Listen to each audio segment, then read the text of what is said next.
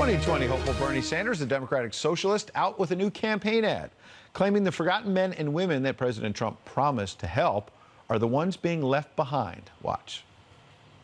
Trump lied to Ohio. He hasn't done one thing to lift a finger. He came to this area and told people, do not sell your homes. I'm bringing the jobs back. And weeks after that is when they announced the plant closing. Let me tell you folks in Ohio and in this area, don't sell your house. A large American factory stopped production today after more than half a century. 1,600 workers at the General Motors plant in Lordstown, Ohio, are affected by this. Campaign is on. Here now exclusively is Linda McMahon, former small business administrator, now chair of the pro-Trump super PAC America First Action. Thanks for coming in, Administrator.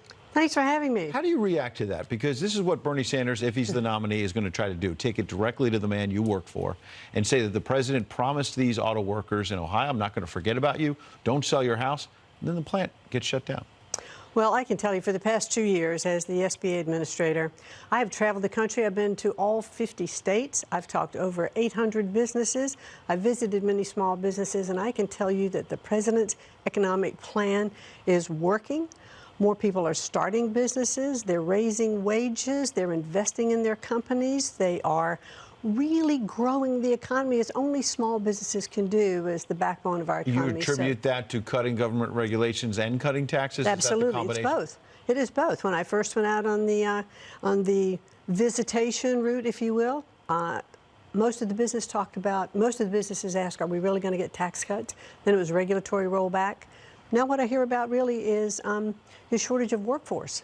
So when Bernie Sanders says, you know, that he's going to help create jobs and the president forgot about the workers, well, we've got more jobs than we have people to fill those jobs. But are you concerned some of those small businesses you helped might start cutting jobs at some point as they automate, as technology continues to come in, just like we saw in General Motors? It doesn't always work out. Well, General Motors did offer to relocate a lot of those workers, and I think what we have to do is a lot of cross-training now. And that's one of the things that we need to do is we need to re-elect President Donald Trump because he has put all of these policies in place. I mean, do we really want to stop this economy and the growth that it's going? I'm just a very practical, common sense person.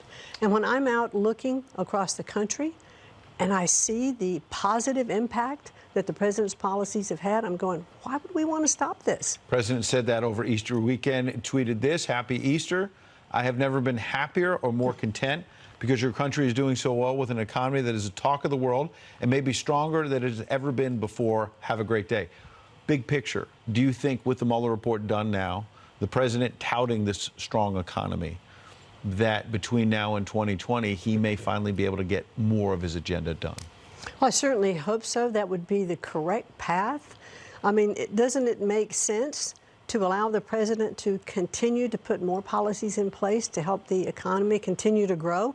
That's one of the reasons that I agreed to take on this job, to be the chair of America First, you know, the official super PAC for the president, because I want to help raise funds to help him get reelected. I'm going to do all I can to help him get reelected. He has a good story to tell, as we mentioned. You have a good story to tell in being a surrogate for him. Statistics, for example, unemployment. I mean, record lows. Yes. Something we haven't seen in 50 years. That's a great story to tell. On the other hand, as you see what Bernie Sanders is doing, I want to go back to that ad because statistics don't always translate into somebody feeling it in their bones. How do you make that case? Well, if you remember when the president was campaigning, he was talking to the African-American community. He said, take a chance on me. What have you got to lose? What have we seen now?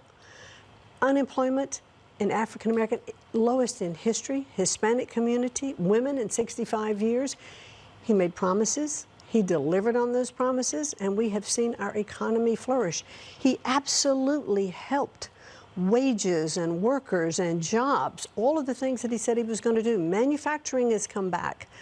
So I'm behind this president, you know, 100%, and I want to see him be able to continue to do what he's done so well. In big picture, if that ad works in the Democratic primaries for Bernie Sanders and he gets the nomination, what does the president think? What do you think as the chair of America First Action at the idea of a socialist going head on with a capitalist? Is that a race you're going to win?